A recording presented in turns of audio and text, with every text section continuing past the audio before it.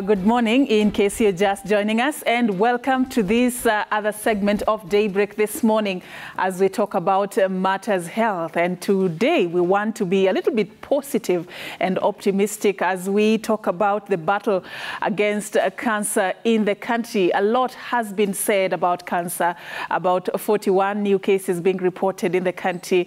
They've also said that it's the third leading cause of death. But what many don't tell you is that 80% of the cases are reported way late, are diagnosed way late, and when treatment options cannot really work. No wonder this morning we'll be telling you why it is important to frequently go for screening to detect it early. But of course, the general view that we want to give you this morning, going by my guest this morning, is that cancer is beatable and cancer is not a death sentence. And when I say that, I have in studio with me a lady that will help us just understand more about what I'm talking about.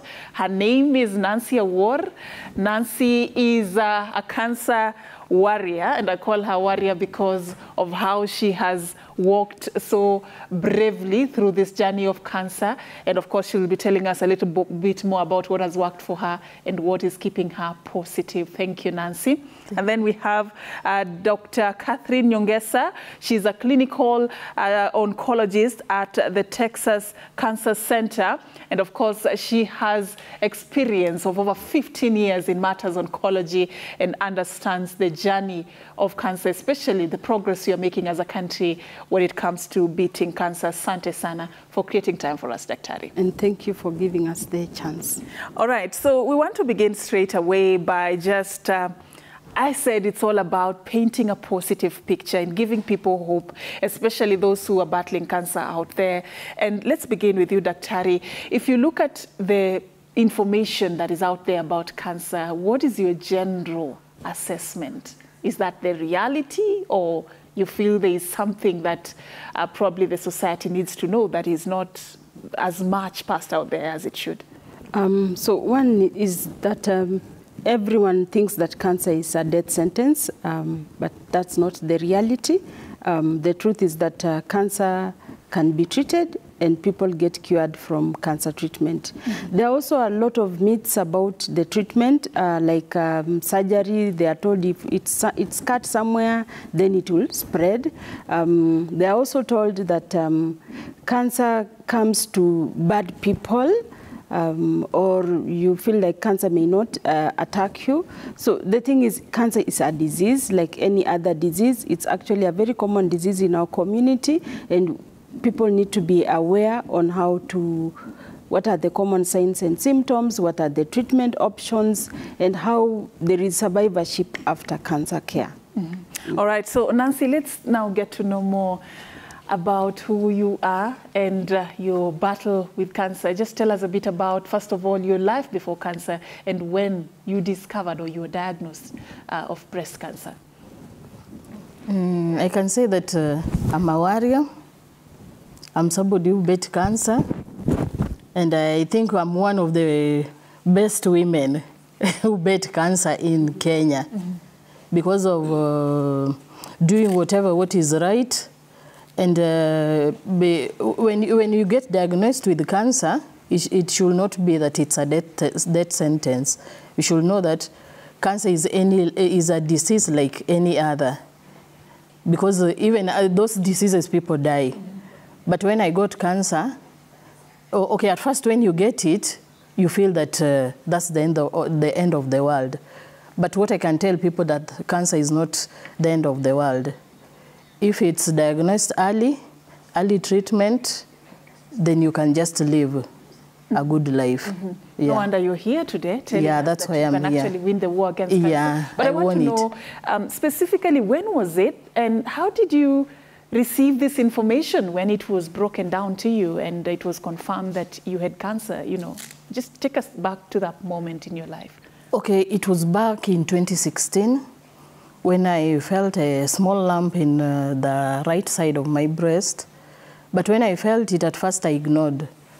I thought that maybe it was just something swollen, maybe it will go away. But with the time, I took around 4 to 5 months. Then I realized it started growing big. So that's when I say that, this is something alarming. I should go and check it. So when I went to the hospital, the doctor, when the doctor saw it, he said that this one you should go for many tests. So that's why I started doing many tests. I started with FNA. After FNA, I went to mammogram. After mammogram is when I went for biopsy. So the biopsy is the one that revealed that it was cancer stage 2. Okay, when the results came, for any normal human being, anyway, it's traumatizing. When I had it, I cried, and I knew that one was the end of the world. But it's good. I had Daktari here. He was somebody who could give you hopes, and she told me, cancer is not a death sentence. It's good it has been detected early, so you'll just get treated. All right. So Nancy, I mean, why did you feel like this was such a low moment for you? Was it because of what you had heard about cancer before? Yeah. What made you feel like? Yeah, because I heard that cancer, if you get cancer, you have to die. There's no treatment of cancer. That's what I knew. But again, I knew that it was not true. You can get treated. So now you know better. I know better. All right. I'll want to get Daktari's mind on this, but just allow me to do something very briefly. All right, we'll be crossing over. Remember, we are just tracking as much as we can events that are shaping the news in the country. And this particular morning, one of the events we are following up for you is the swearing in of about 20 judges at the High Court. And we just want to cross over there to listen into what is happening. Then we come back in studio and pick up this conversation. Do stay with Daybreak. Diana Rachel Kavedza, Judge of the High Court, do swear in the name of the Almighty God to diligently serve the people and the Republic of Kenya and to impartially do justice in accordance with this Constitution as by law established and the laws and customs of the Republic without any fear, favor, bias, affection, ill will, prejudice, or any political, religious, or other influence.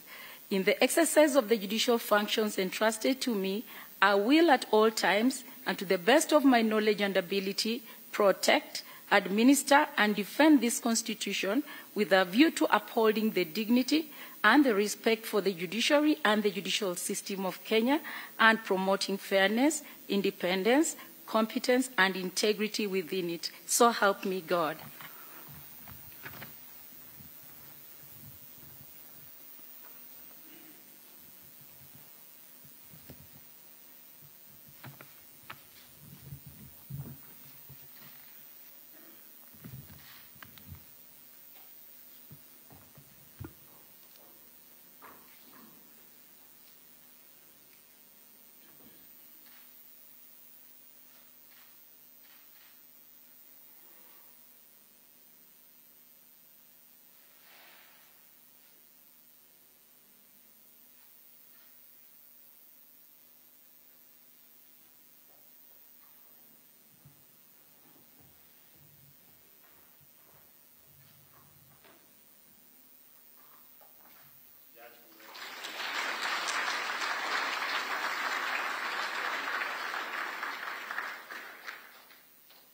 Thank you very much. I will now call Chirchir Sophie Chebet to take her oath of office.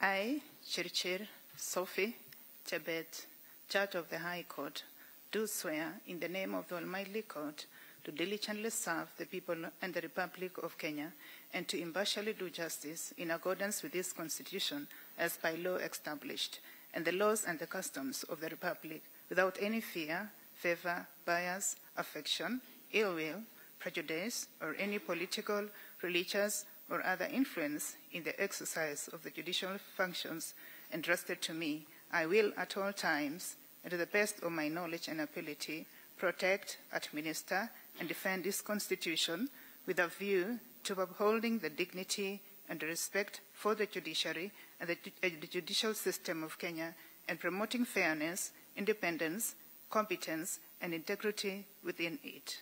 So help me God.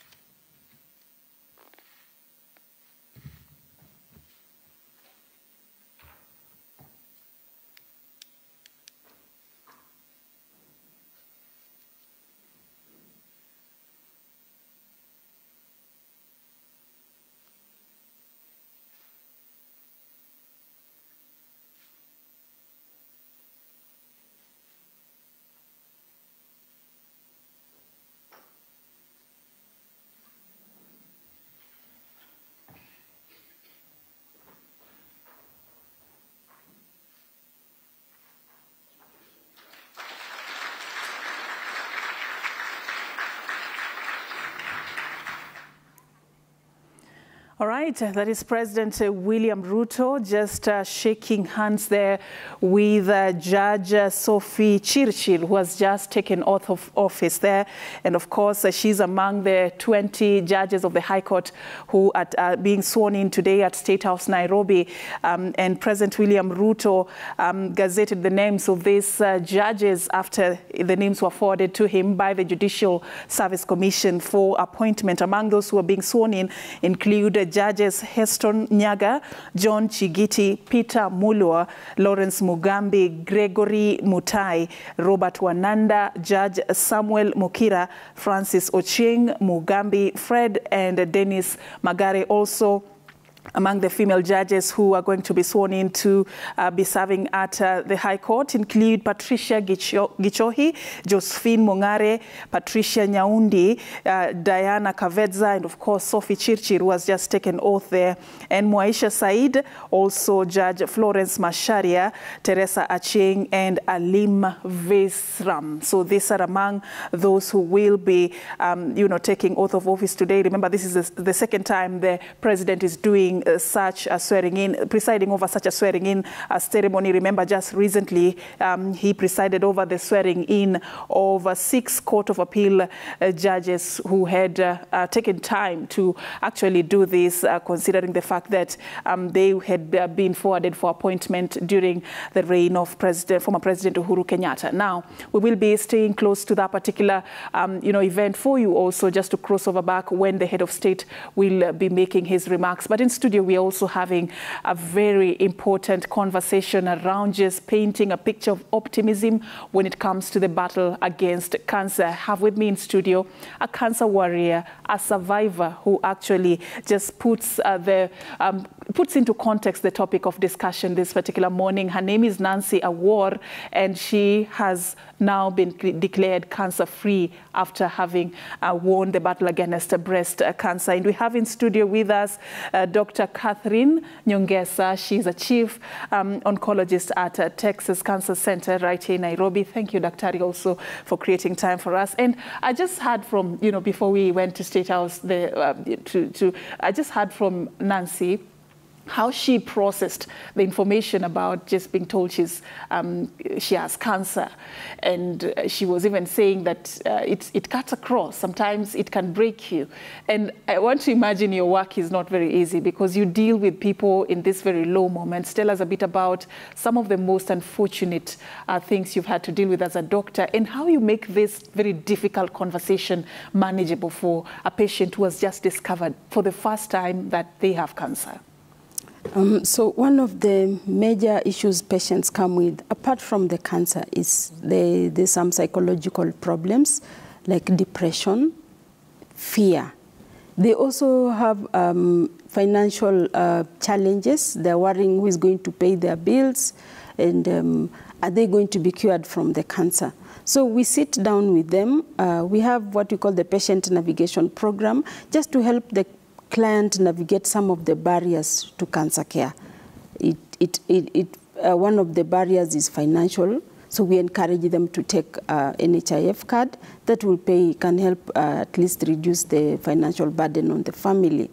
Another barrier is they feel they are sad, and we connect them to survivors like Nancy who have gone through this journey, to explain to them that it is not a death sentence. We've gone through chemotherapy. These were the side effects. This is how we coped through. We went through surgery, through radiotherapy. So all those things get unpacked from a patient perspective, and they are able to identify with them.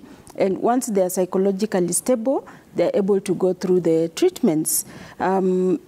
Now, on the cancer side, I feel sad when I see many patients coming in late stages. In fact, from our statistics, we see that over 60% of the patients are coming stage 3 and 4, when in terms of cure, the cure rate is lower. But I encourage them that there's still hope. Even if you come in stage 3 and 4, something can be done about it to improve your quality of life.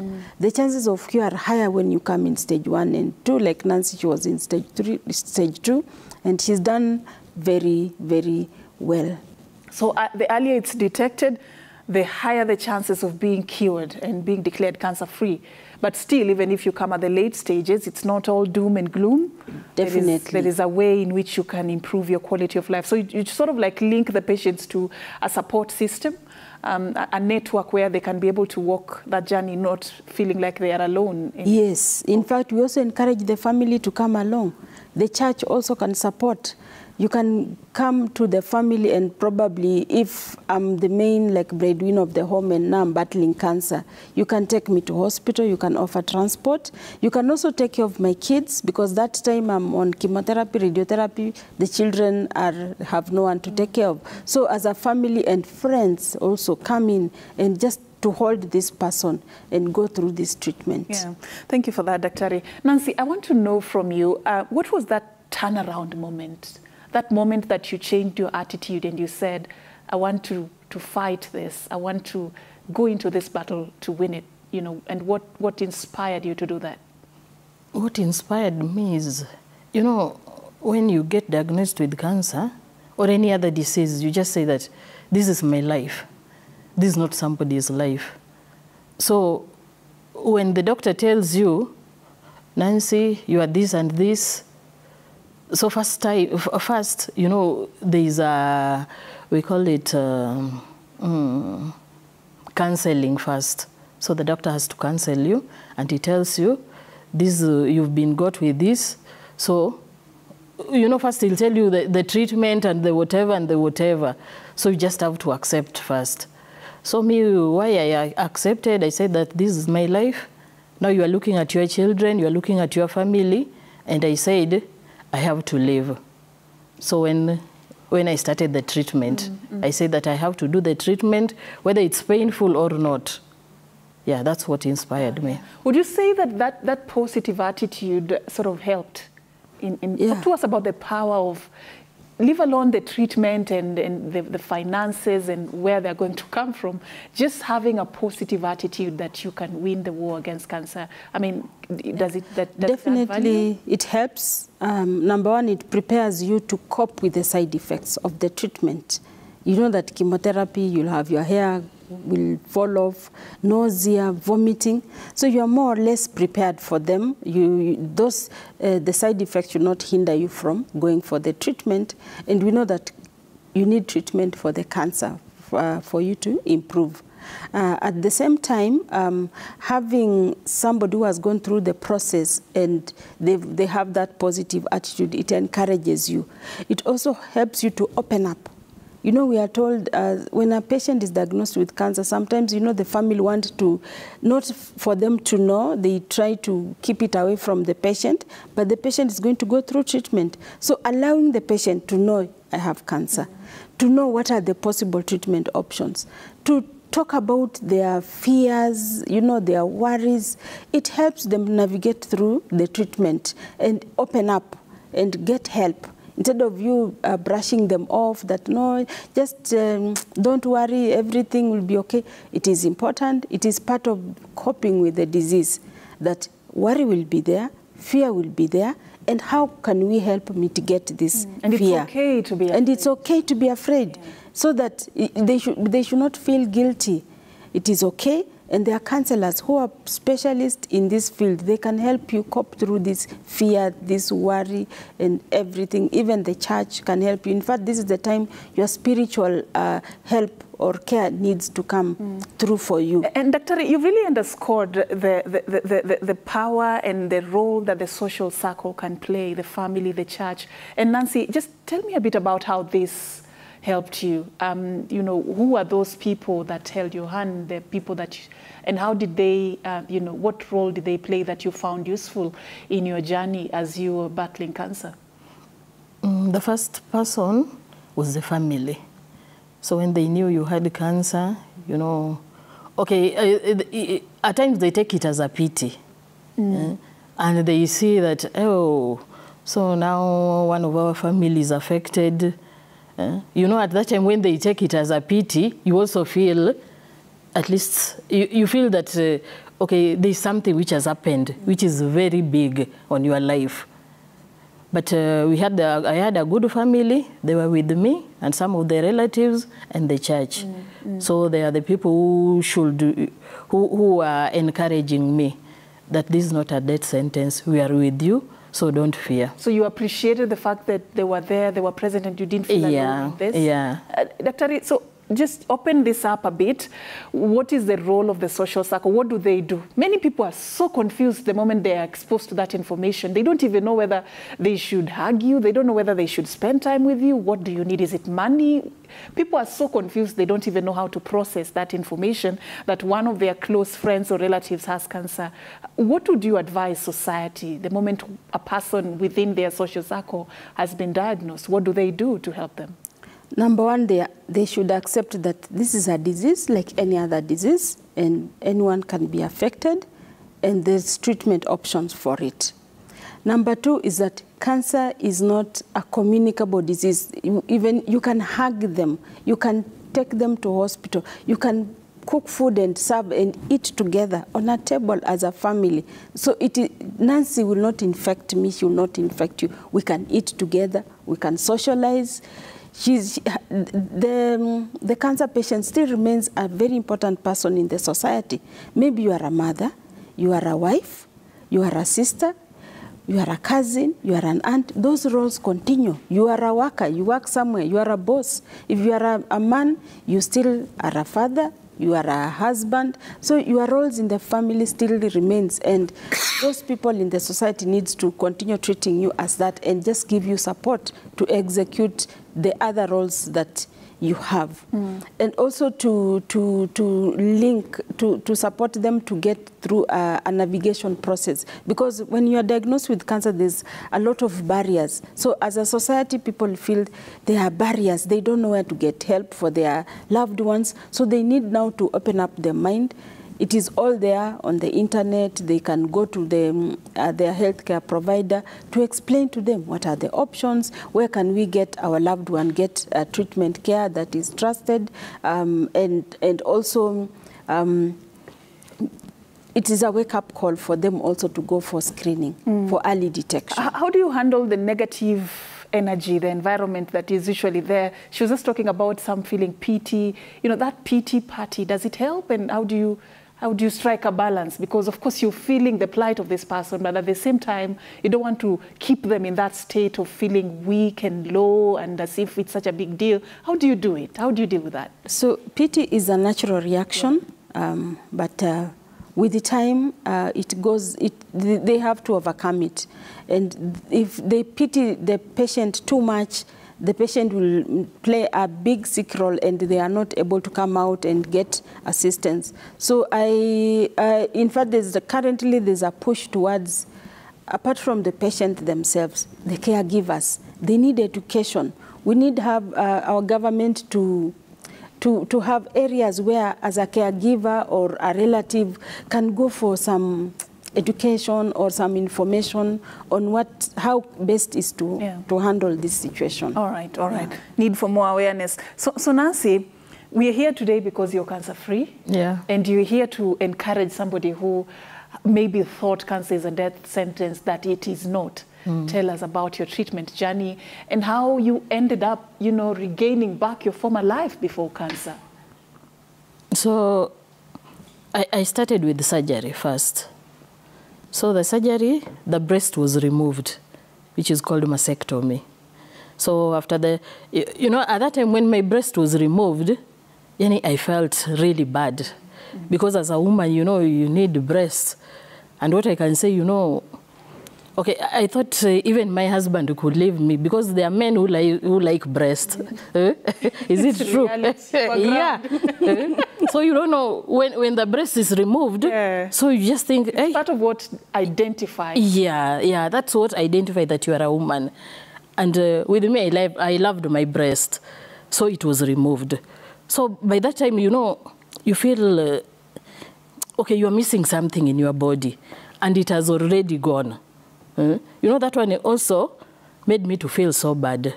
Even if, let me say, even your leg is removed, you know, that one will never come back. So it's also affected me. But later, okay, I said that this one is the treatment, so I just have to do it. Because you are seeing your life and you are seeing your breast. So you are saying, let it be removed, then I be fine. So the doctor told me the best thing is to remove it. So I just accepted and it was removed. So after that, everything else was okay? Yeah, after that, then, you know, that was the first treatment. After the removal of the breast, then I started chemotherapy. All right. Yeah. Maybe, Daktari, you can help us understand more about these treatment options and why, for example, in her case, it was prudent to remove her breast, and what do you use to gauge what kind of treatment is going to be effective for one patient and the other is going to be effective for this other patient? Thank you. So there are so many treatment options available for treating cancer. Among them, surgery, which is removing the area that is affected as much as possible or remove the whole thing. Now, like Nancy, she had a mastectomy to remove the breast that had cancer. Another option is the use of chemotherapy. These are medicines that are given either by mouth or through the vein to fight or kill those cancer cells. Radiation therapy, it is the use of radiotherapy or radiation to treat cancer cells or to radiate the area that had the cancer to prevent any local recurrence or the cancer coming back. We also have hormonal therapy, which is the use of hormones to treat hormone-responsive cancer like breast and prostate cancer. You can also have immunotherapy, targeted therapy. So there's a lot that is out there on the market. Now, before a doctor recommends any treatment, they have to do staging of the cancer. And there's even a step further, we call it biomarker testing. It is a more advanced way of looking at the genes, some proteins on that cancer to see how they behave, because that can help us even use targeted therapy to treat the cancer. Having said that, if it's stage 1 and 2, which means this cancer is still localized, then surgery is a good option to remove the local disease. Patients can use multiple therapies and not just one. Like Nancy, she had to use surgery to remove the local disease. She had to use chemotherapy because from the stage 2, the doctor felt like, probably from research, it's science-based, that chemotherapy can help prevent the cancer from coming back or even spreading to other parts of the body. And then radiation therapy, that is just a local treatment also to help prevent the cancer coming back. So the treatment option will depend on many, many factors: patient wishes, patient awareness, doctor's recommendation based on science, available technique where the patient is, what is locally available. Like in Kenya, we are very lucky that we have all those, and based on the stage and the biomarker that the doctor has done, they will recommend any of those treatments. So sometimes it can be a combination of several treatment options, not just one. Yeah. Depending on what the doctor recommends. And the stage of the cancer. Yes. All right. Yeah. I mean, there are concerns about do you prepare the patient, for example, if a part of their body is to be, if you have to go undergo a surgery and you will lose a part of your body, and she was describing how devastating it was for her as a woman. Do you find such cases as frequent treatment, and how do you deal with just preparing the patient on the afterlife? Because even some treatment options would leave you with some you know, after effects that you will have to deal with, like you will lose your hair and all that. You know, what do you do to prepare the patient for that journey of treatment? So we explain to them the treatment option, the possible side effects. They consent to the treatment. We know that the benefits outweigh the risks of the treatment. So they accept to go for the treatment. And then after treatment, with those side effects, we deal with them. The survivorship after the treatment. So when you cope with the side effects, the doctor may reconstruct the part that is lost. For example, if it's the breast, we have breast reconstruction. If you've lost your leg, you can use a prosthesis, just for example. And also the gadgets or things that you can use to cope with the lost part of your body. For example, you can use walking frames, crutches, just to take care, to help you have a better quality of life. Nancy, have you dealt with your fears? You know, initially you thought, oh, this was what was identifying me as a woman. Now it's gone. I mean, how are you feeling now? No, I'm okay. I have something to put in my breast. You can't notice that I don't have a breast. Can you notice? No. You can't know. If I walk out there, somebody can say, hey, you have a good breast. And I don't have a breast. Yeah. And it's just part of how you have embraced your journey. Yeah. How you're healing. Let's face the reality. We've seen a lot of WhatsApp groups. In fact, even the president the other day spoke about medical WhatsApp groups that are created, especially when such cases occur. Did it take a financial toll on you? Let's talk about the financial burden that comes with cancer. First of all, let me begin from the reality on the financial side. How was it for you? Okay, when you are diagnosed with cancer, because you know that cancer is very expensive, so that one also affects the patients. Now you think, where will I get that money? But for my case, I'm very happy because my husband was so supportive and he managed to deal with the treatment and the expenses. Yeah. So it didn't take quite a toll on you as a family financially? No. Was it heavy? Yeah, it was heavy. Yeah, but the family came together. So I got the treatment that was very best for us. All right. Yeah. Dr. The reason I asked that question is because the financial burden that comes with cancer is a concern for many. That actually kills the morale of many patients even before they begin the treatment journey, because they begin to wonder, where am I going to get the millions I hear are needed to treat cancer? How am I even going to survive? So that alone can actually even interfere with their attitude towards getting well. Talk to us about the cancer burden financially in the country. Where are we at? And how are we addressing it? Fortunately, when cancer is diagnosed early, it doesn't cost millions to treat. Yeah, it's more affordable. And our government is encouraging people to register with an insurance. For example, NHIF. It has reduced the financial burden to cancer patients. They're able to go to the mission hospitals, to the county hospitals, to national referral hospital, and even private hospitals and get care using their card. I can say cancer, when it's diagnosed a bit late, it comes with own share of complications. For example, you don't have enough blood, we call it anemia, so you need transfusion. There is a back and forth, probably the doctor maybe misses the diagnosis or delayed diagnosis. There are barriers to even going to where the cancer treatment can be done. You are down in the village, you don't know where to seek, so you go back and forth, and before you are referred, you spend a lot of money down there. So it costs the patient quite a lot of money, and it's not just on the oncologist. The cancer care is multidisciplinary, so you have to worry about your surgery. There's money there.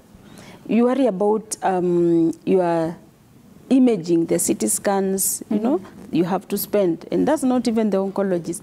You think about the laboratory, the pathology. They have to make accurate diagnosis. It costs money. Yeah.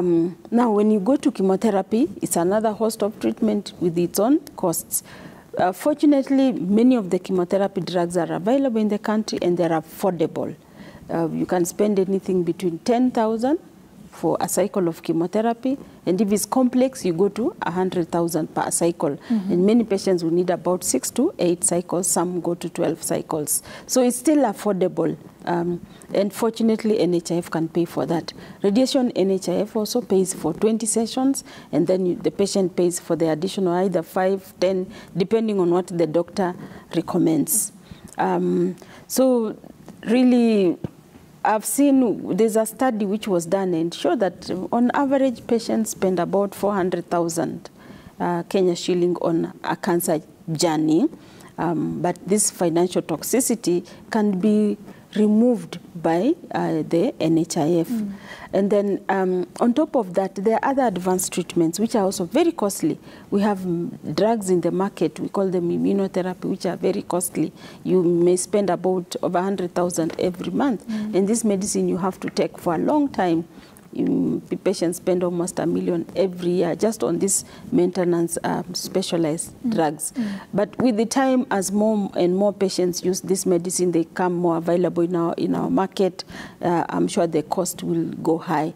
And the cost of cancer care is not just a Kenyan problem, it's a global problem. Even you go to countries, in developed countries like US, they also really, the cancer burden financially, it's also very high. Yeah, you'd be surprised just to see how families have gone down the drain of poverty just because of just trying to manage and raise the funds that they could. They've sold all the property and everything just to be able to cater for the treatment. But, a good advice there you've said about, just making sure one has an insurance cover. You just never know when it may come in handy. And one thing that I've found also quite outstanding in what both of you are sharing with me is the importance of early frequent screening. In Kenya, we live under this mantra of what you don't know will not hurt you. So we don't go for regular. You don't want to know what is in whatever it is, whatever condition you could be having, because you say what you don't know will not hurt you. But you're saying the earlier you know, the better. Nancy, for you, for instance, before you were diagnosed with cancer, were you that person who would walk into a hospital and say, hey, No. I'm healthy, just check? No. Yeah?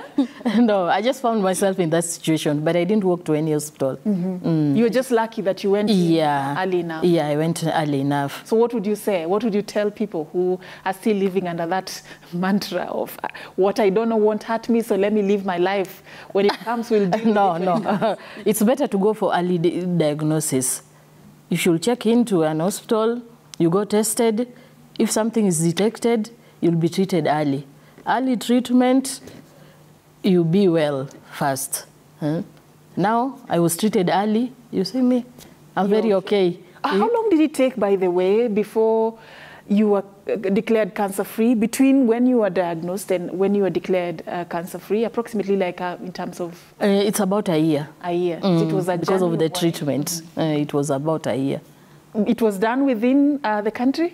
Yeah, it was done within the country. So what is this appetite we have for going abroad? Is it justified, Daktari? Because we see a lot of traffic when it comes to medical tourism, people going to seek treatment in other countries. Does it mean that Kenya, we are not there yet when it comes to the treatment options and what we have locally when it comes to managing cancer? Or what is it? What message are you reading from that? Yeah, Kenya is really on top of it. I would say there are a lot of developments that have happened in the past 15 years.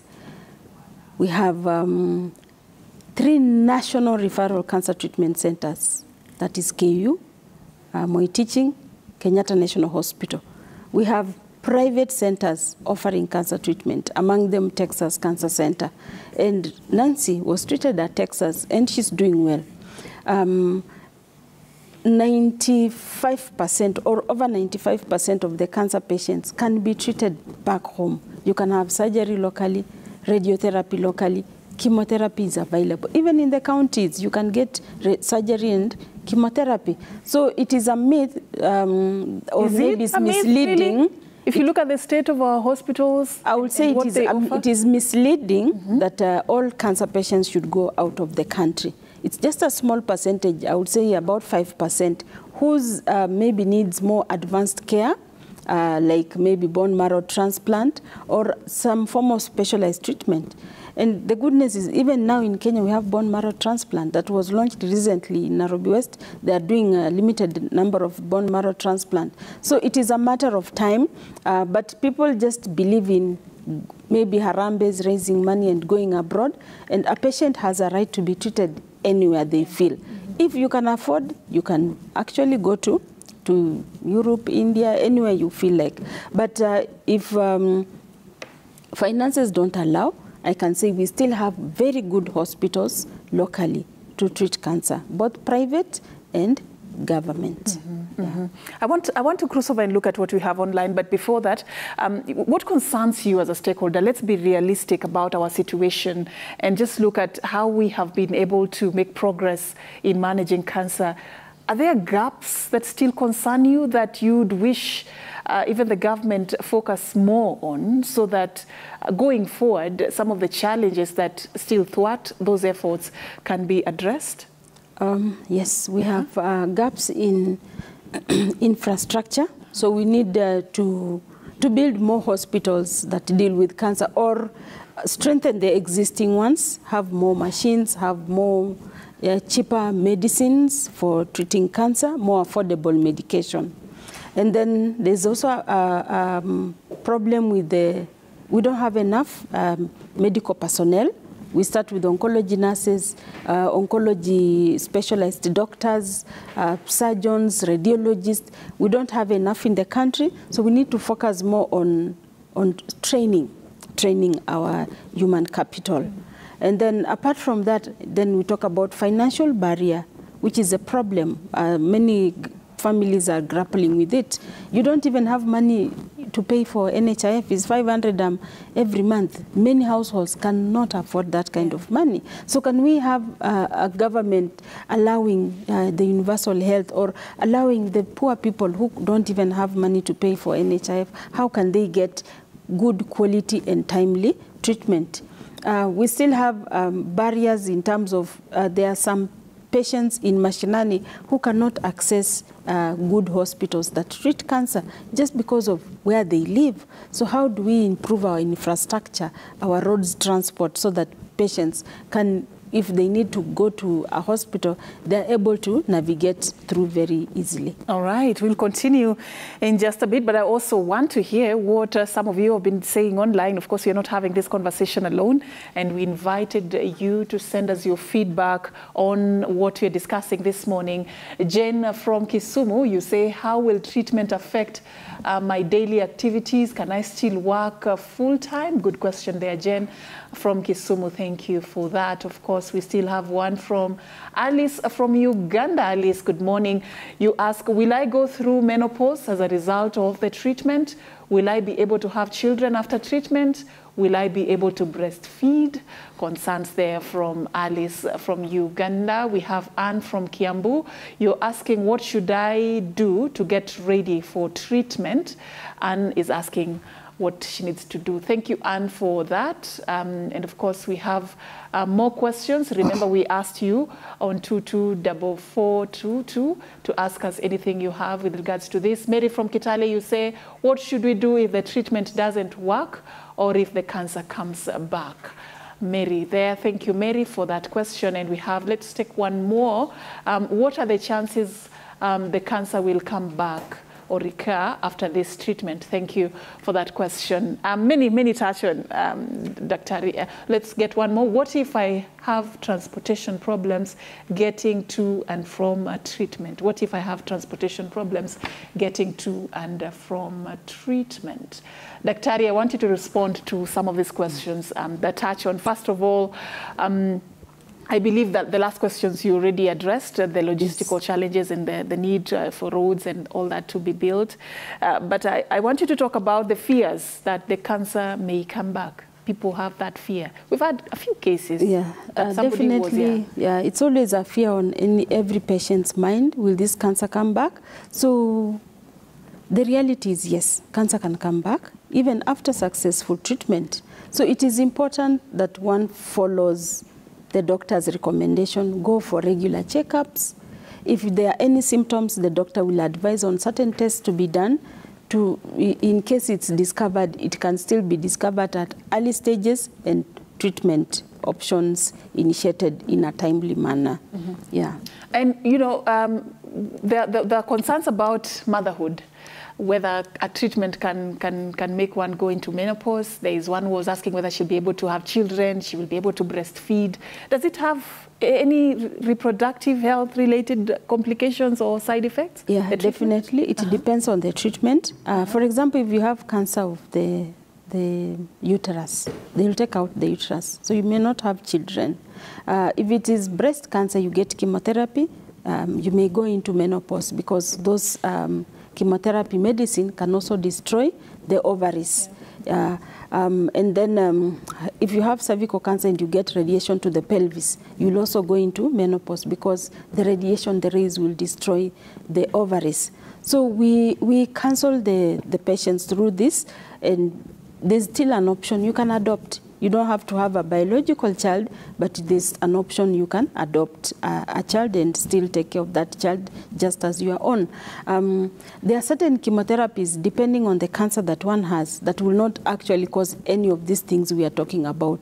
It will not cause menopause. It will not affect your fertility. And it is good to have a discussion with your doctor, and they will explain to you the kind of treatment they want to offer you and the possible side effects of the same. What about breastfeeding? You're a cancer patient, you're going through treatment. Are you allowed to breastfeed if you have a young one? Yes. For breast cancer, in fact, there are some patients still after chemotherapy, they can resume their menses and have children, or even other types of cancers where the treatment is not affecting their fertility. You can get a baby and you can breastfeed normally. A breast cancer survivor can, if the one breast has been removed, you can still breastfeed the baby on the other breast. So it is possible to resume a normal life after cancer. There's life after cancer. There's life after cancer, and that life is what I want to know from you, Nancy. How is your life? After cancer, what adjustments have you had to? I feel good. I feel good even more than the way I was before cancer. Now cancer taught me to lead your life. What adjustments have you had to make, you know, just to live a healthy lifestyle? What are you doing now that you didn't do before, or you didn't? Now I'm eating healthy diet. I do things positively because I know what cancer is. You know, at times you just think that, okay, if I do this, cancer might come back. So what I'm doing, I live positively, I eat a good diet, I maintain my body so that I can feel good. Yeah. Okay. There was a concern from one of our viewers about whether after going through treatment, they'll be able to go back to work and work full time. That question, does it affect, you know, how somebody is, or the energy or whatever? Yeah, the treatment can, I mean, the cancer itself, you feel tired, you are worried, you are stressed, and can affect your performance. And even the treatment itself can also affect your performance. But once you are counseled and you share your story and you get somebody who has gone through this journey, you are able to cope very well. And with cancer, you can still go to work. I have patients, they come for the chemotherapy on Friday, they take off on a Friday, they have weekend to rest, then Monday they report to work. In fact, it is good to continue working if you can, unless you are very sick and you are not able to work. But if you are still stable enough, you still have good energy, continue working. That also helps you keep your mind busy, and it even alleviates the stress. And so long as your employer understands what you are going through, I'm sure they can make adjustments to accommodate you, and you continue working. And that is where I was going, the workplace support. What sort of environment is needed for a patient who is battling with cancer to really make and increase their chances of winning the battle? What do they need? I think it's just the workers, the colleagues to avoid stigmatizing the cancer patient, because stigma makes cancer patients not open up. Some, they are battling through this, they go to work, they don't tell anyone. None of their friends know because of stigma. But the colleagues need to understand that cancer is not an infectious disease. They can work together with the cancer survivor, and that cancer can attack anyone. So they should not look at, say, Nancy, with like, oh, now why is she coming here? She's going to infect us. No, no, no. She should be allowed to work like any other person and just accommodate her in case she's going through some side effects of the treatment. You accommodate that and support. All right. Thank you so much for your time, both ladies. And I want to give you 30 seconds each for your final words. Nancy, if you were to talk to somebody who is in the state you are in when you were diagnosed, what would you tell them? I can tell them cancer is not a death sentence. Cancer, you can still live as any other person. So they should take treatment the right way and they'll live a good life, the way I am now. Thank you and congratulations Thank you for very winning much. the war against cancer. Daktari, your final word. Yeah, so for me, I would say early detection and timely treatment is the key to success. And cancer you cannot hide. If it has attacked you, it is good you come to the open so that you get treatment before it is too late. And this is a conversation that needs a lot of time. Thank you so much. I'm sure you can reach me maybe at Texas Cancer Center for more information. Thank you so much, Dr. Catherine Nyongesa there and Nancy Awor. They were sharing with me how we can win the war against cancer. Now we cross over back to State House just to listen in to what President William Ruto is saying